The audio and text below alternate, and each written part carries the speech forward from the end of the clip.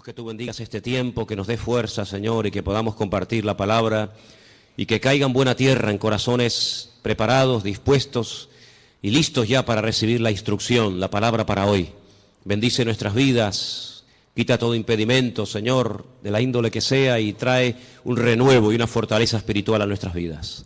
Te damos gracias por este tiempo de estudio de tu palabra, bendícelo y que sea tu Espíritu Santo el que nos ilumine y nos hable al corazón. En el nombre bendito de Jesús. Amén. Amén. Vamos a Daniel, capítulo 12, por favor. Daniel, capítulo 12. Vamos a leer los primeros versículos de este maravilloso libro.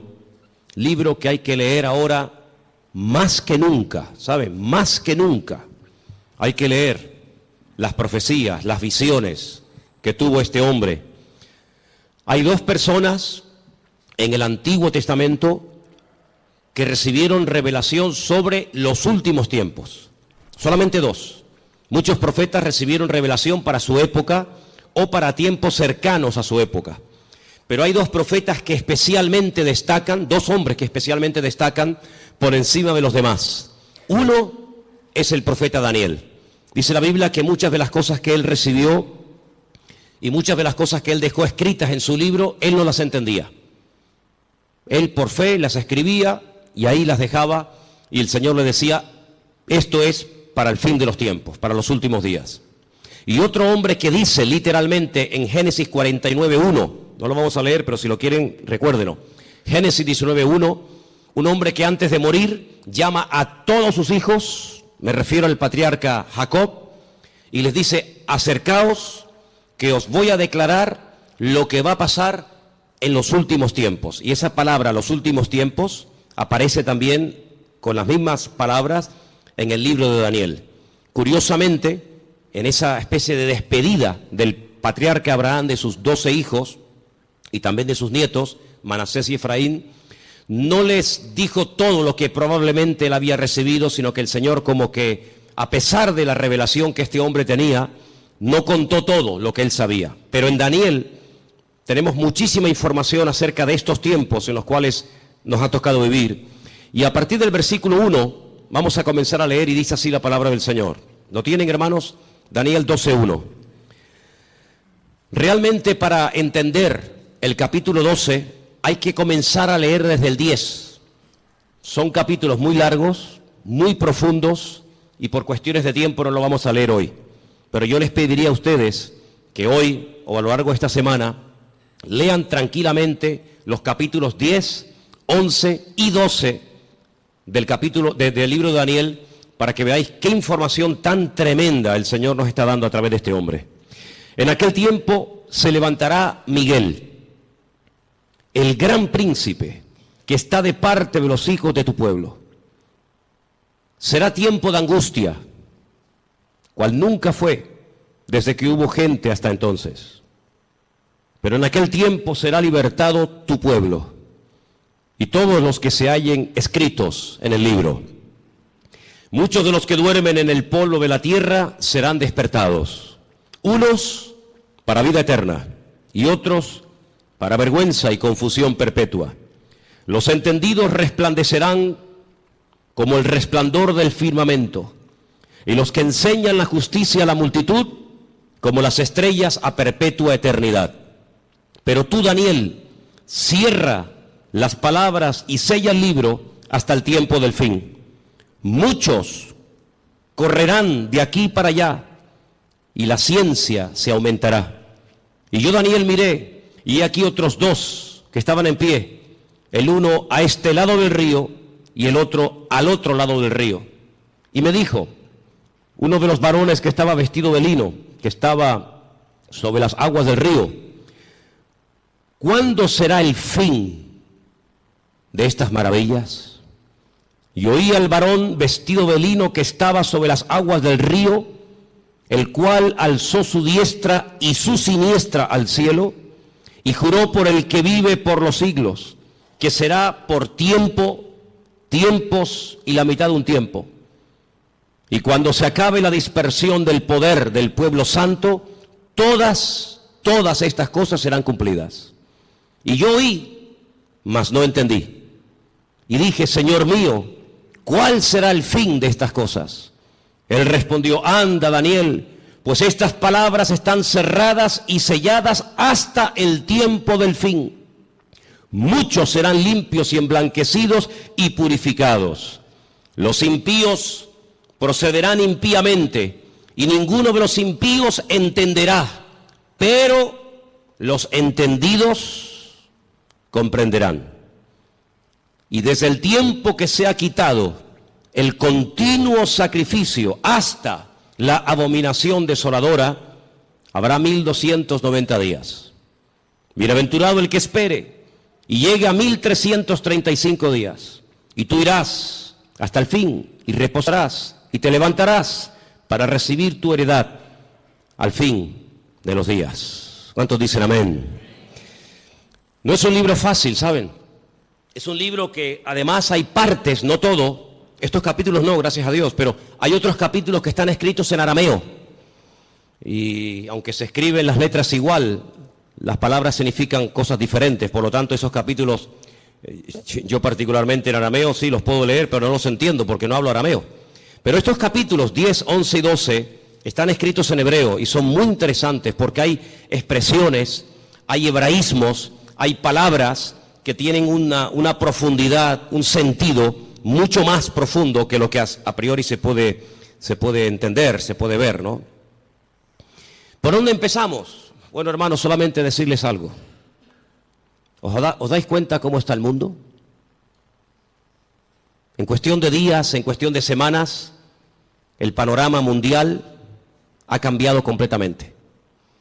Profecías que hacían cientos, por no decir miles de años, que han estado ahí como dormidas, están surgiendo las circunstancias, se están dando las situaciones para que así, en un abrir y cerrar de ojos, en cualquier momento, puede iniciar una situación de tal magnitud que ya no hay marcha atrás. De hecho, yo me atrevería a decir esta tarde que estamos en este momento en una situación en la que ya no hay marcha atrás.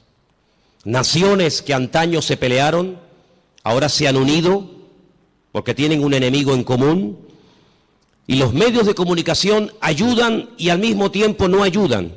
Ayudan porque te dan información del movimiento de tropas, de soldados, situaciones de países, lugares donde hay guerras, muertes, etcétera.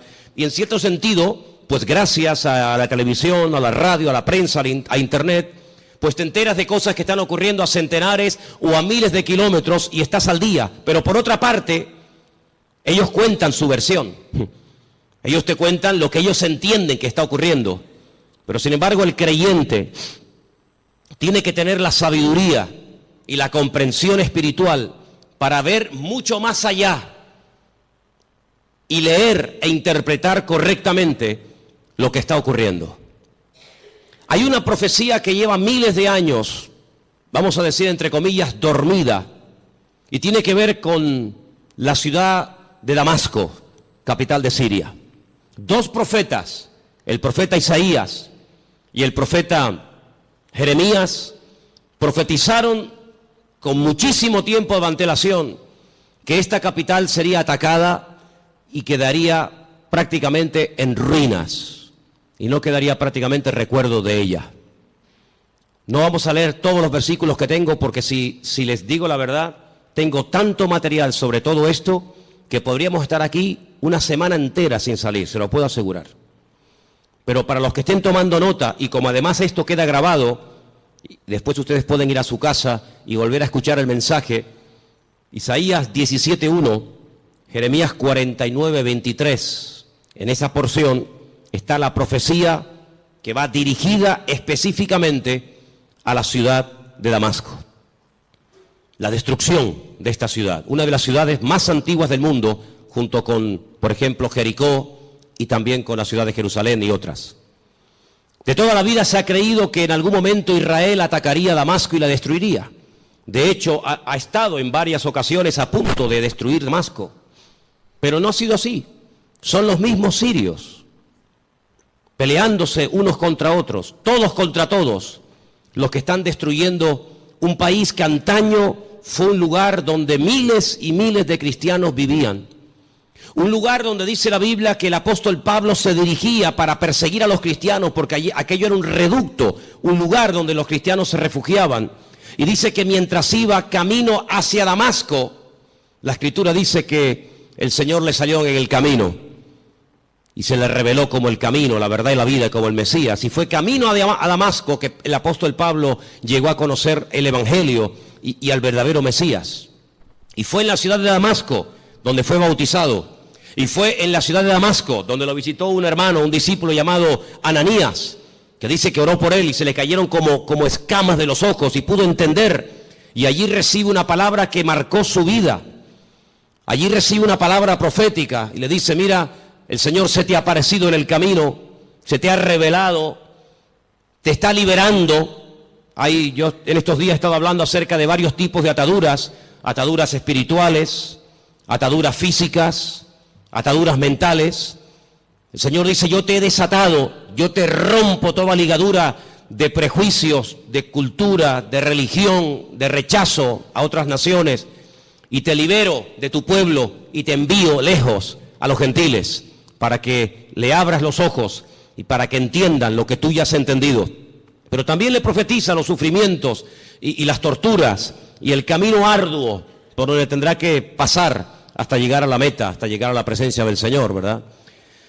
Y estamos viendo cómo en Siria ya sinceramente todas las cifras se quedan cortas, porque ¿quién realmente sabe cuánta gente ha muerto, cuántos están muriendo, cuántos van a terminar de morir en el país de Siria, un país que está en el norte de Israel, que lo separa, digamos, esa frontera natural llamada los Altos del Golán, esa especie de balcón donde allí se encuentra el famoso Monte Hermón, ¿verdad?, del cual habla el Salmo 133, ¿verdad? Mirad cuán bueno y cuán delicioso es los hermanos juntos en armonía, y ahí habla de ese hermoso monte. Bueno, pues en ese país están peleando, como dije, todos contra todos. Ahora, para entender un poco lo que está ocurriendo, hay una serie de palabras que prácticamente a diario se escuchan en la televisión y muchas veces la gente no sabe de lo que se está hablando. El mundo del Islam está dividido fundamentalmente en dos grandes fracciones. Hay algunos grupitos de los cuales no vamos a hablar, pero el mundo del Islam está dividido en dos grandes partes. Casi con más de un 80% están los suníes, y con un 13% están los chiíes. Y de esto oímos hablar mucho a diario, ¿verdad? Los suníes, los chiíes.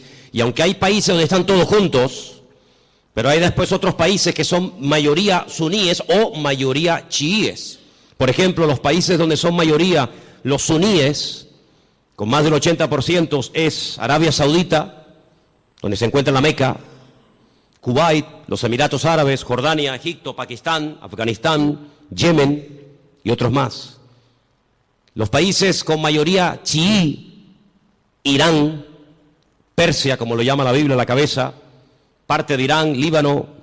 Decir Siria, pues es un poco complicado, porque en Siria están ahí todos contra todos. Azerbaiyán, Bahrein. Cada uno de estos grupos, todos creen en el profeta Mahoma, todos leen el mismo libro, el Corán, pero hay grandes diferencias entre unos y otros. Daré algunas pinceladas para que nos situemos y sepamos de lo que estamos hablando y por qué se matan y por qué se odian tanto los suníes y los chiíes. En cada uno de estos bandos, por decirlo de alguna manera, o de estas fracciones, hay diferentes grupos armados que pelean contra los otros. Por ejemplo, el grupo terrorista más famoso de los chiíes es, sin lugar a dudas, Hezbollah, que son los que están ahí en el norte, en los Altos del Golán, y que en algunas ocasiones han atacado a Israel, e Israel también les ha atacado. Así que Hezbollah es un grupo mayoritariamente chií que está financiado por Irán.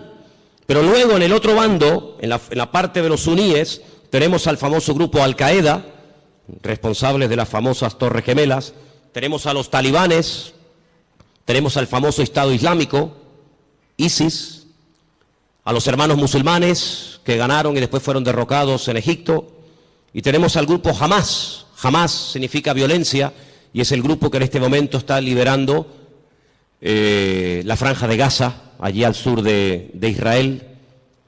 ¿Por qué se llevan tan mal los chiíes y los suníes? A la muerte del profeta Mahoma, su yerno, que a la vez era su primo, llamado Alí, fue el que ocupó el lugar del profeta Mahoma. Sin embargo, en el grupo de los suníes, su suegro, que fue el que recopiló todas las cosas acerca del Corán, que era de la misma tribu que Mahoma, Abu Bakr, era el que tomó el liderazgo del Islam. La palabra suní viene de la palabra árabe suma, que significa código de conducta. Ellos creen en los ulemas, que son los doctores, los teólogos del Corán, y son los únicos que pueden, digamos, interpretar lo que dice el Corán, los textos del Corán. Por otro lado, los chiíes tienen a los famosos ayatolás, y ellos lo que hacen es que unen la política y la religión, y hay ahí una lucha, porque los suníes dicen que entre Alá y el hombre no puede haber ningún tipo de intermediarios, no se puede adorar a nadie más que a Alá, ¿sí? Pero sin embargo los chiíes, aunque también adoran a Alá y creen en el Corán, y van a la Meca en peregrinación, de hecho, sabéis, la última peregrinación ha sido, como todos los años, catastrófica, han muerto casi 800 chiíes, la mayoría de ellos procedentes de Irán y de otros países chiitas, pues ellos además en sus mezquitas tienen fotografías de sus mártires, entre comillas, de sus santos, y en cierto sentido como casi que los veneran. Así que estos dos bandos están enfrentados los unos contra los otros. Y allí en Siria, por ejemplo, están peleando los chiíes contra los suníes contra los chiíes. Unos son apoyados por unos países, otros son apoyados por otros países. Pero curiosamente nada de lo que ocurre en el mundo ocurre por casualidad. Todo tiene una razón de ser. Los hombres no pueden ir de un lugar a otro si Dios no lo permite.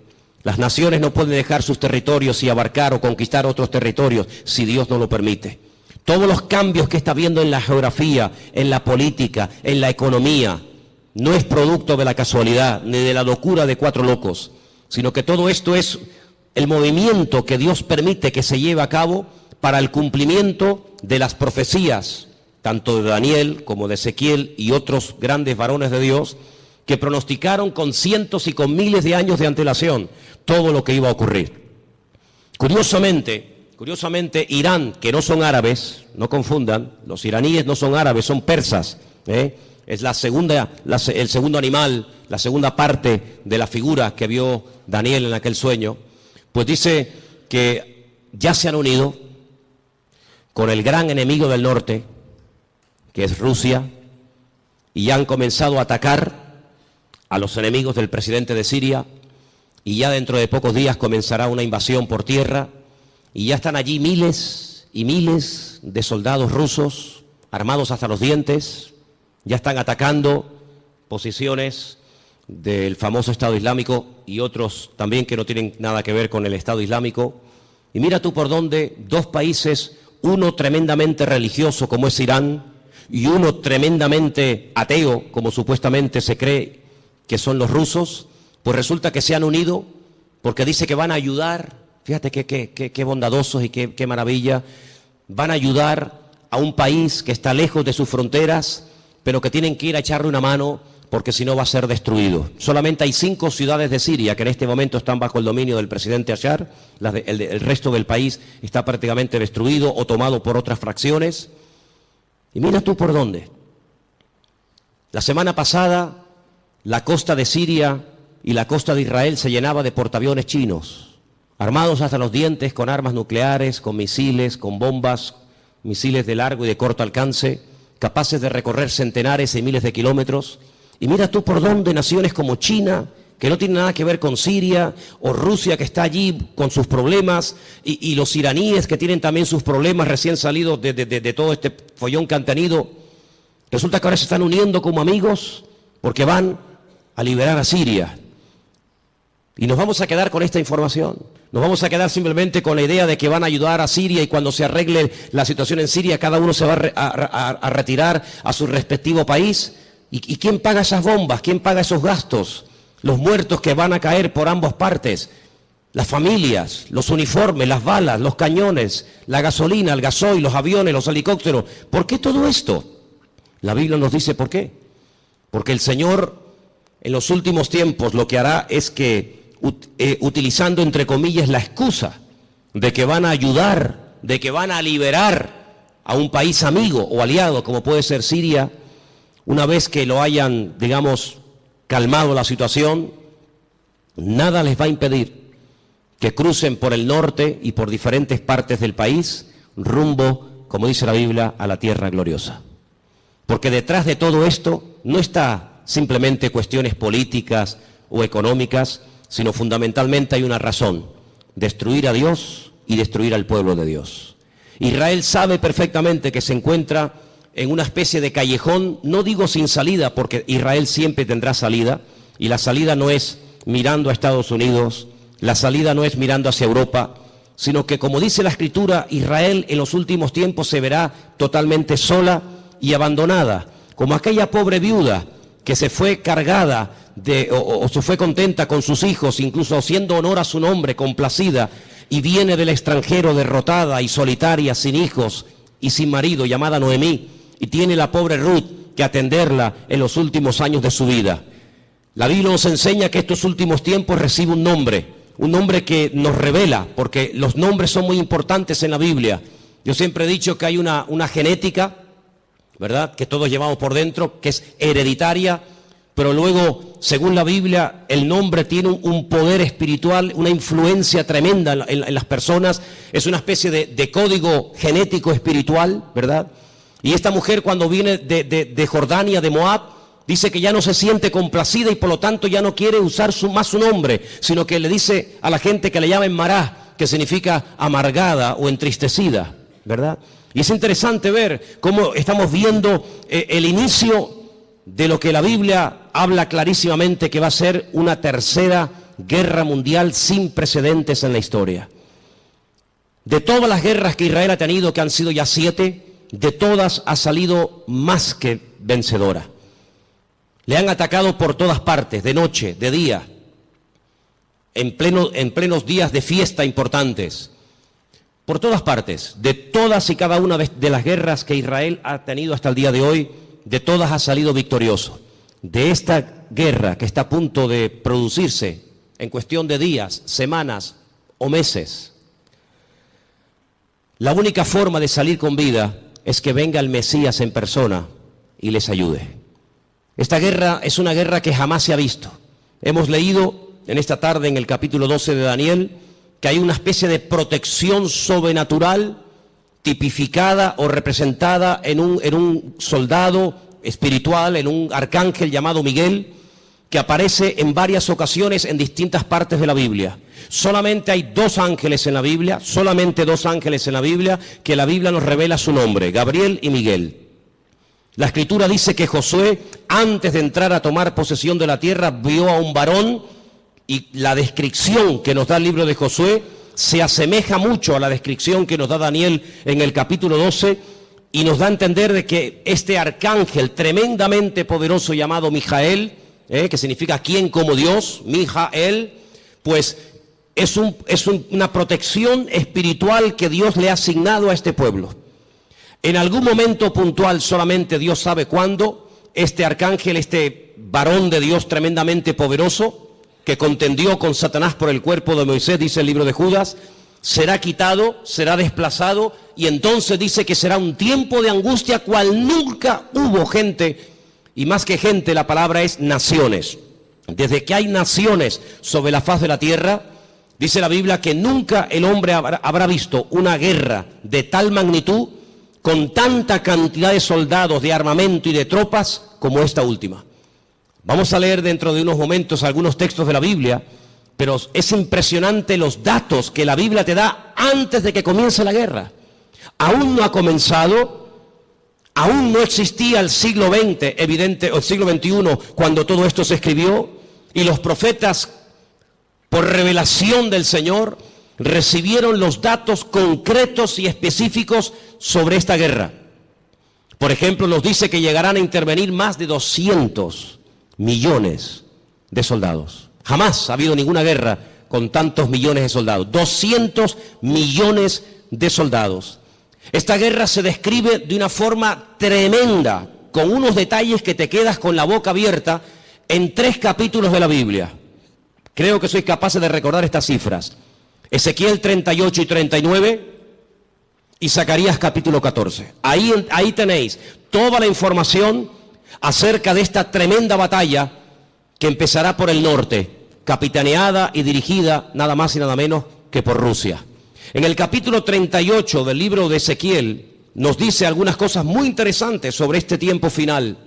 Y voy a leer algunos versículos para que veáis qué importancia le da el Señor a que el pueblo de Dios no esté en la ignorancia. Hay gente que está muy distraída, muy sumergida en sus problemas, muy metidos en sus cuestiones y se olvidan de que el Señor en su palabra nos dice que tenemos que levantar la vista y darnos cuenta de que nuestra redención está cercana. Ezequiel 38 dice, versículo 1, vino palabra del Señor diciendo, hijo de hombre, pon tu rostro contra Gog. Gog es el nombre, digamos, simbólico, no es que se llame así, de una región que la Biblia lo llama Magot, que está en todo lo que sería todo el territorio que ocupa Rusia actualmente. Y fijaros que hay dos nombres de hombres, solamente dos hombres de hombres, que curiosamente tanto en español como en hebreo empiezan y terminan con la misma letra. Uno es el nombre David. David empieza con una letra llamada Dalet y termina con otra letra llamada Dalet. Y esto nos habla acerca de que David era un hombre que cuando lo conocías así era. No es que lo vas conociendo y es completamente diferente. Es un hombre que no tiene dos caras, no tiene dos personalidades, no tiene doblez en su carácter. David era así. Por eso esa letra que empieza y esa letra que termina es la misma, como diciendo que David es un hombre que es lo que ves, no hay más. Curiosamente, en un acto de imitación sin precedentes en la historia, a este líder político se le pone un nombre simbólico cuya letra empieza por la G o la Gimel en hebreo y con la misma letra termina la G o la Gimel, God, como diciendo que lo que ves es lo que hay. En David era lo positivo. Si ves que es un hombre espiritual, es que es espiritual. Si ves que es un hombre valiente, es que es valiente. No es que dé impresión de valiente y luego es un cobarde. No es que es un hombre aparentemente espiritual y luego es un carnal. No. Bueno, pues en God, en este personaje que nosotros lo conocemos más famoso como el nombre del famoso anticristo, si tú lo ves así, así es como es malo, es apoyado por el diablo, etcétera, etcétera. Y dice aquí, así ha dicho el Señor, he aquí yo estoy contra ti, oh God, príncipe soberano de Mesec y Tubal. Estos son hijos de Noé.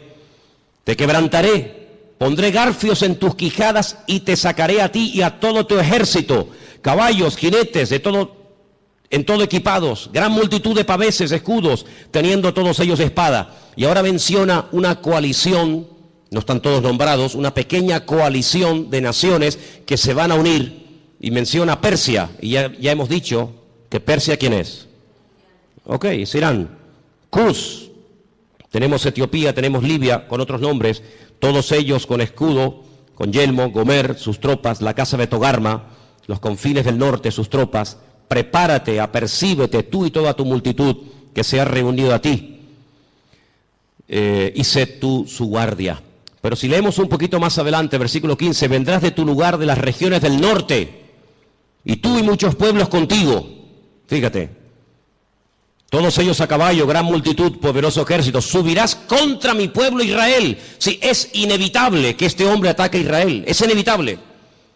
Bueno, pero es que van a ir a Siria. La noticia no dice nada de Israel. Las noticias no, pero la Biblia sí. Y las noticias no pueden saber la información que tú y yo tenemos en esta tarde. Mañana Telecinco no puede decir, le presentarían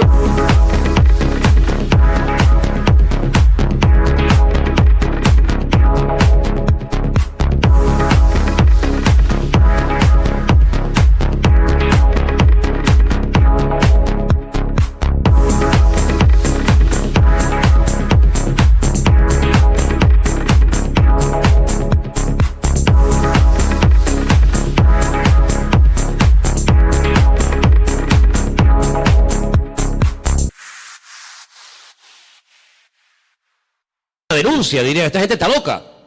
Mañana nos vamos a ver en Telecinco, en Antena 3, que Rusia pretende apoderarse de los altos del Golán con la intención de atacar Israel. Me dice, pues ustedes están locos. No. Las noticias no te lo van a decir, te lo estoy diciendo yo, te lo está diciendo el Señor a través de mi boca. Subirás contra mi pueblo Israel como nublado para cubrir la tierra, y será al cabo de los días, al final de los tiempos, en estos tiempos. ¿Y qué dice aquí? Y te traeré sobre mi tierra.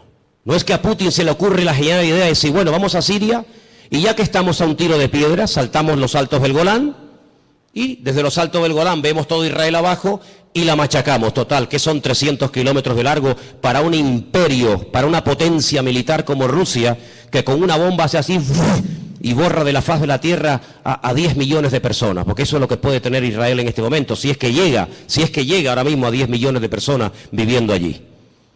¿Qué puede impedir? Pero no es él el que lo decide, es Dios el que le dice a God, ven a mi tierra, ven. Y entonces dice, para que las naciones me conozcan, cuando sea santificado en ti, oh God, delante de tus ojos. Así dice el Señor, ¿no eres tú aquel de quien hablé yo en tiempos pasados por mis siervos los profetas de Israel, los cuales profetizaron en aquellos tiempos que yo te había de traer sobre ellos? Israel sabe perfectamente que Rusia les va a atacar en cualquier momento. Ya lo hicieron hace poco allí en Ucrania, en el país de nuestro hermano.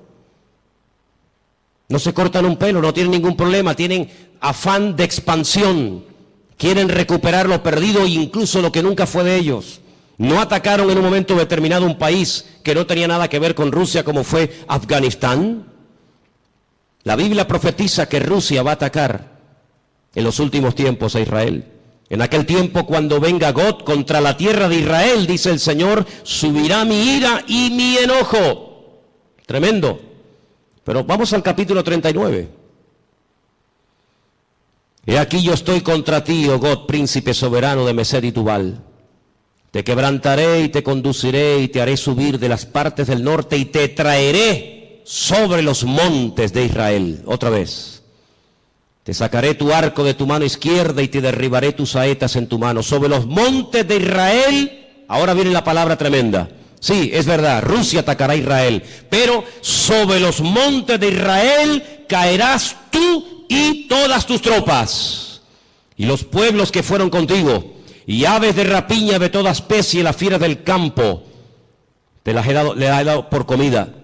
Sobre la faz del campo caerás, porque yo he hablado, dice el Señor. Impresionante, ¿eh? Enviaré fuego sobre Magog, sobre los que moran con seguridad en las costas, y sabrán que yo soy el Señor. Y haré notorio mi santo nombre en medio de mi pueblo Israel, y nunca más dejaré profanar mi santo nombre.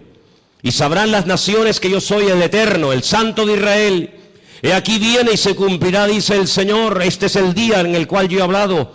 Los moradores de la ciudad de Israel saldrán y encenderán y quemarán armas, escudos, paveses, arcos, saetas, dardos de mano y de lanzas, y los quemarán en el fuego por 7 años.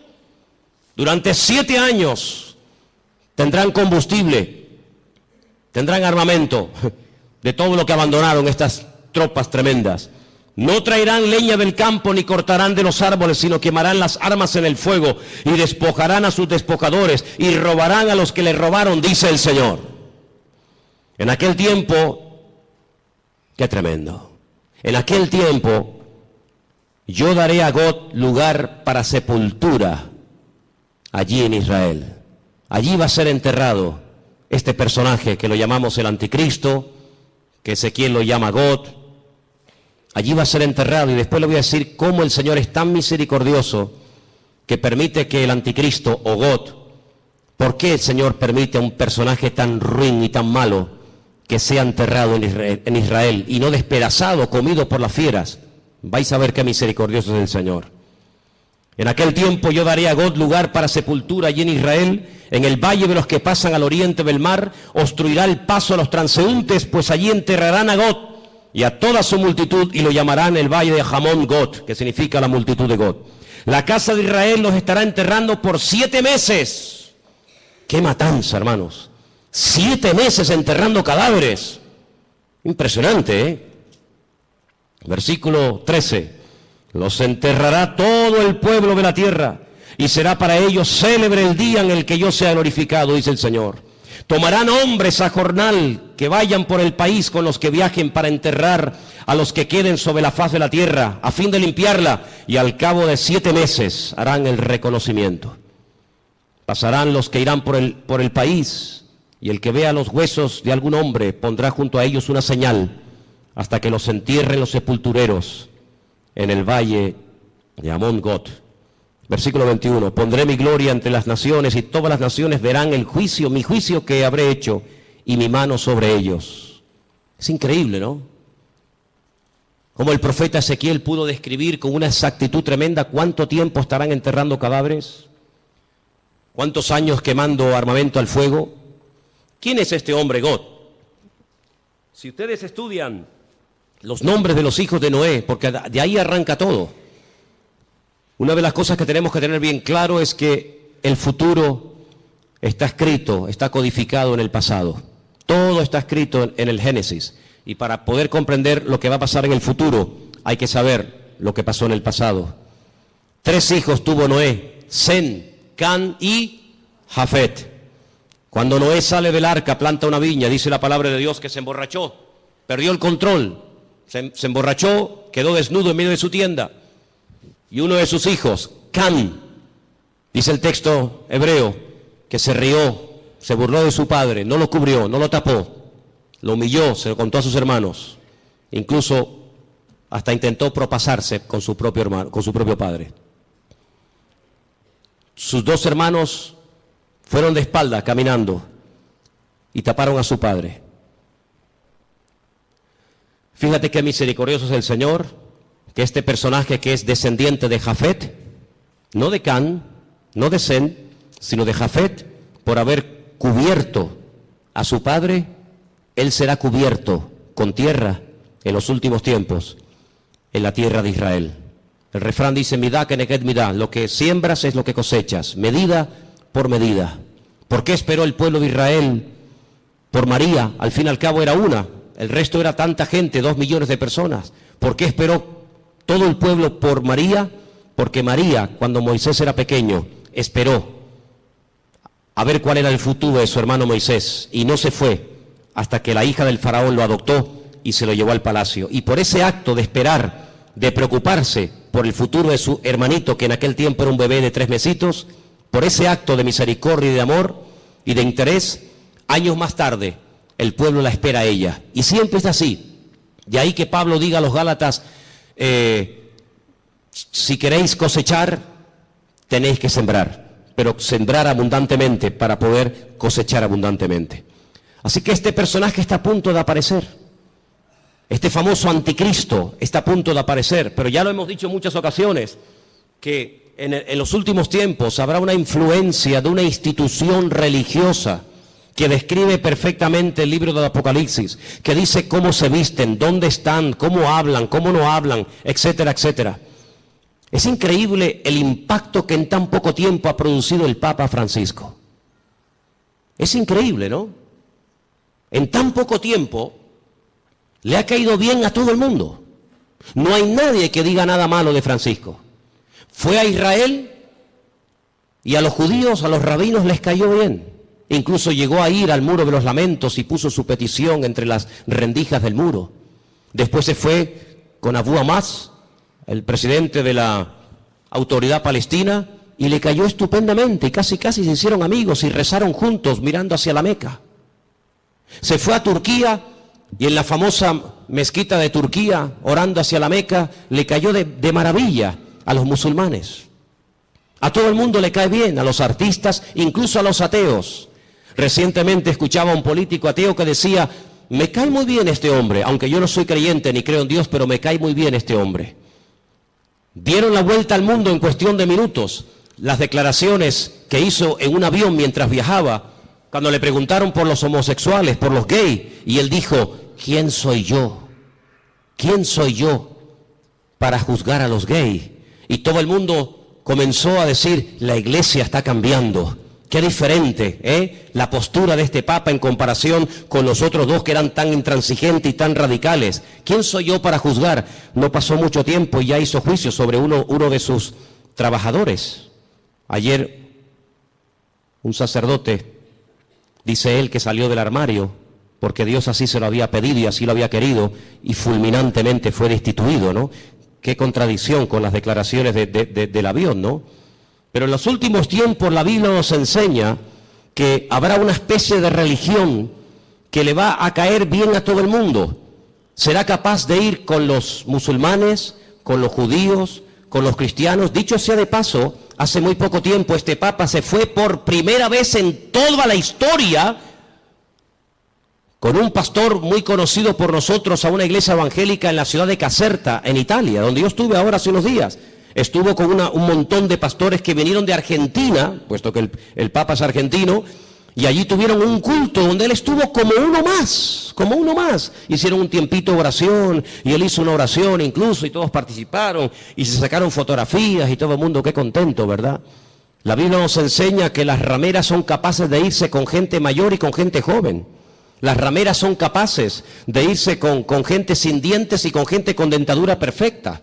Las prostitutas son capaces de trabajar de día o de noche, y lo mismo le da a irse con un blanco, con un negro, con un rico, con un pobre, con un cristiano, con un ateo, con un satánico, le da igual, porque ese es su trabajo, llevarse bien con todo el mundo para sacarle lo que ella quiera a cambio.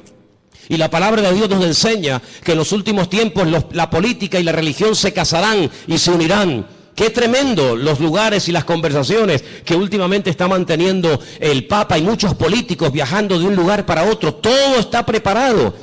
Y hermanos, esto no ha hecho más que empezar, pero en cualquier momento salta la chispa. Y lo que tenemos que preguntarnos todos y cada uno de nosotros, ¿qué mensaje nos está dando el Señor? Yo vengo diciendo hace mucho tiempo que Dios está hablando y hablando y hablando y hablando. El problema no es que Dios no hable, el problema es que hay muchos que no le entienden, o si le entienden se hacen los distraídos. Dije hace unas semanas atrás que Dios no solamente habla a través de la palabra, claro, lo sabemos. El que lee la Biblia está leyendo la palabra de Dios, el SMS de Dios, el WhatsApp de Dios, y sabe perfectamente lo que Dios quiere y lo que Dios no quiere. Pero ¿y los que no leen la Biblia? El que no le interesa o no quiere, o dice él que no entiende la Biblia, pues Dios también le está hablando a toda la humanidad. Quiero que vengan conmigo a Génesis 1, capítulo 14, para que os des cuenta algo tremendo que el Señor dijo en un principio. Allí está, en el Génesis 1, 14. Dio una señal, dio un mensaje muy interesante. Y vamos a leerlo en esta tarde. Dice así, Génesis 1, 14. ¿Lo tienen, hermanos? Tengo esta página de la Biblia prácticamente destrozada, entonces espero leerla bien porque la tengo toda pegada. Creo que dice algo así como: y dijo Dios, haya lumbreras en la expansión de los cielos para separar el día de la noche y sirvan de señales para las estaciones. Ahora ya no tengo ese trocito que dice para días y años. Ok, ahí está. ¿Qué es lo que será? Lo mismo que fue. Cuando estudiamos hace unas semanas atrás el Salmo 19, yo dije que el Salmo 19 dice literalmente: los cielos cuentan la gloria de Dios y el firmamento anuncia la obra de sus manos. Un día emite palabra o información a otro día, de tal manera que hay personas paganas, no creyentes, que a lo largo de la historia, incluso hasta en estos tiempos, fíjate lo que te digo, observando no las profecías de la Biblia, sino observando el cielo, el firmamento, llegan a conclusiones tremendas. Quiero decirles que en un momento puntual de la historia de la humanidad, el Señor utilizó el astro rey, el sol, la luna y las estrellas para darle un mensaje profético a uno de sus hijos llamado José. ¿Lo habéis olvidado? Dice que él vio al sol, a la luna y a las estrellas que se postraban delante de él. Y Jacob, cuando oye el sueño de su hijo, él entiende perfectamente lo que le está diciendo. El sol es el padre, la luna es la madre y las estrellas son sus hermanos. Curiosamente, las estrellas, los hermanos, llegaron antes que el sol a Egipto, porque siempre es así: primero es la noche y luego es el día. No primero el día y después la noche. Primero había tinieblas y después vino la luz. La tiniebla siempre precede a la luz. Pero fíjate qué curioso, los magos de Oriente, que no sabemos realmente de dónde eran, si eran judíos, si no eran judíos, sabían perfectamente el lugar y el día en el que había nacido el Mesías, porque interpretaron que aquellas estrellas que tenían nombre, la estrella Sadik, la estrella Jamelec, etcétera, se habían alineado y ellos sabían perfectamente que tenían que ponerse en marcha para llegar a donde, a Belén de Judea, porque allí era donde había nacido el Mesías. Y es que el Señor en el versículo 14 de Génesis 1 que hemos leído, dice que cuando Él creó el sol, cuando Él creó la luna y Él creó las estrellas, no solamente las creó, número uno, para separar, para hacer diferencia entre el día y la noche, no, sino que dice que las creó para las estaciones, y la palabra estaciones es la palabra hebrea modín, y la palabra modín, ¿sabe lo que significa? Fiestas. Es la misma palabra que se emplea en Levítico cuando dice, recuerden las fiestas del Señor. ¿Cuándo tienen que ir? ¿Cuándo no tienen que ir? ¿Cuándo tienen que ponerse en marcha? ¿Cuándo no tienen que ponerse en marcha? En otras palabras, cuando ustedes vean los cielos, ustedes podrán discernir en qué tiempo de su relación con Dios ustedes se encuentran. Es muy importante que tú, hermano y hermana que me escuchas en esta noche, te preguntes, ¿dónde me encuentro ahora mismo en mi camino, en mi relación con Dios? ¿Estoy más cerca? ¿Estoy más lejos? ¿En qué punto me encuentro? Porque el tiempo marca la circunstancia y la circunstancia marca el tiempo. Jesús le dijo, ustedes olvídense de ver señales. Esta generación, como es una generación mala, perversa y adúltera, no se le ha permitido ver señales como a otras se les permitió. Ustedes solamente podrán ver una señal, solamente una, y la van a ver, y se llama la señal del profeta Jonás. ¿En qué consistía? Bueno, le está diciendo, así como Jonás estuvo en el vientre del pez 3 días y 3 noches, así estaré yo, el Hijo del Hombre, en el vientre de la tierra 3 días y 3 noches. Esa señal era la señal de la generación de Jesús. Pero sin embargo, Noé no esperaba esa señal. Porque ¿cuál era la señal de Noé? El diluvio. Pero ¿cuál era la señal de Salomón? La construcción del templo. Y cada generación, cada tiempo tiene una circunstancia, una señal, y cada señal identifica el tiempo. Por eso podemos saber ahora mismo en qué tiempo, en qué lugar, en qué punto del camino yo me encuentro en mi relación con Dios por lo que estoy viendo. Porque repito, la señal, la circunstancia política, social, económica, espiritual, etcétera, etcétera, marca el tiempo en el que yo estoy viviendo. Yo no puedo ver, no puedo orar para ver el nacimiento del Mesías porque Él ya nació, no es la señal de mi tiempo. Yo no puedo esperar, aunque ore, ayune 40 días, tome autoridad y reprenda y declare. Yo no puedo ver al profeta Jonás siendo vomitado en una playa para ir a predicar a los ninivitas. No, porque no es la señal de mi tiempo. Pero ¿cuáles son las señales de nuestro tiempo? Pues algunas de las que les estoy diciendo esta noche. Como Rusia, Persia, las naciones árabes, Europa y el mundo entero le darán la espalda a Israel. Y ustedes dicen, pero ¿cómo es posible que todos? Es que no hay ni uno. No hay ni uno que apoye a Israel. Dice, bueno, los americanos, ya no es como antes. Ya no es como antes. Israel se verá más sola que la una. Y solamente podrá mirar en una sola dirección, hacia arriba. Al Señor tu Dios adorarás y a Él solo servirás. Era como la señal profética en el arca de Noé. El arca de Noé no eran balcones como estos cruceros hermosos que abres la ventana de tu habitación y sales a una terraza. No, el arca de Noé no tenía ventana, no tenía ojo de buey, tenía una sola ventana arriba. No podían mirar a derecha, izquierda, delante o detrás, no. El arca de Noé no tenía timón, porque no había que dirigirla a ninguna parte, Dios la dirigía. Y si querías mirar a algo, a una dirección, si era de día o de noche, arriba, nada más que arriba. Y eso es lo que el Señor quiere que nosotros hagamos, que solamente mires arriba. ¿Y quién está arriba? El Señor, Dios Todopoderoso, nuestro Señor, Rey de Reyes y Señor de Señores, no solamente a Él. Y por eso, amados hermanos, esta es la señal de nuestro tiempo. ¿Qué pinta Rusia en Siria? ¿Qué pinta Irán? Que el objetivo no es Siria. Que el objetivo no es llegar y controlar a ISIS y fulminarlo, que no. Que si hubieran querido fulminar a esto, ya lo hubieran hecho hace mucho tiempo. Si Rusia, si Estados Unidos quisiera arreglar el problema de Siria, de los yihadistas, ya lo hubieran hecho. No hay problema en eso. ¿No lanzó una bomba Estados Unidos sobre una ciudad japonesa llamada Hiroshima y se cargó a más de 500.000 de personas así? ¿Y no lanzó otra sobre Nagasaki y en cuestión de segundos hizo, la borró de la faz de la tierra? Que el problema no está en que no se pueda contra ellos, sí se puede contra ellos. El tema es que cada pieza tiene que encajar en el puzzle del Señor. Y el Señor ha puesto a esta gente allí. Una cosa increíble que un musulmán dinamite una mezquita o ataque a otro musulmán, es una cosa increíble.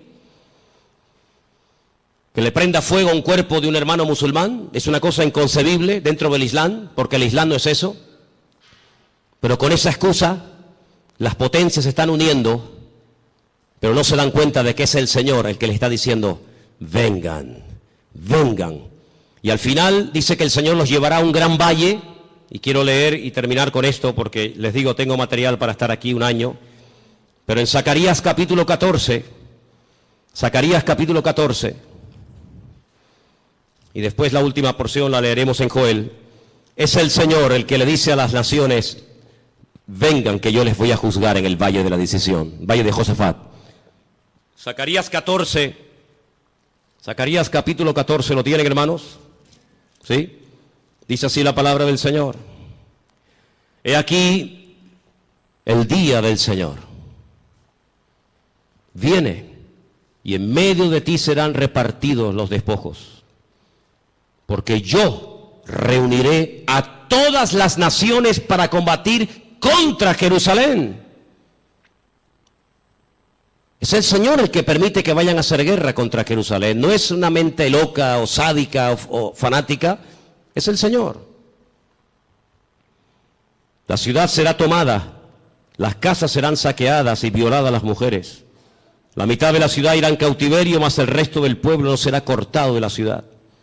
Después saldrá el Señor y peleará con aquellas naciones como peleó en el día de la batalla. Se afirmarán sus pies en aquel día sobre el monte de los olivos, que está enfrente de Jerusalén al oriente. Y el monte de los olivos se partirá por en medio hacia la tierra del oriente y hacia el occidente, haciendo un valle muy grande, y la mitad del monte se apartará hacia el norte y la otra mitad hacia el sur. Seguimos un poquito más adelante, versículo 6. Acontecerá que en ese día no habrá luz clara ni oscura. Volvemos al Génesis. Será un día el cual es conocido por el Señor, que no será ni de día ni de noche. Eso es lo que no nos entra en la cabeza. Pero sucederá que al caer la tarde habrá luz. Acontecerá también en aquel día que saldrán de Jerusalén aguas vivas, la mitad de ellas hacia el mar oriental y la otra mitad hacia el mar occidental, en verano y en invierno. Y el Señor será el rey sobre toda la tierra, y en aquel día el Señor será uno, y uno será su nombre. Vamos a ir al versículo 12. Esto nunca ha pasado en ninguna guerra bíblica. Esta será la plaga con la que herirá el Señor a todos los pueblos que pelearon contra Jerusalén.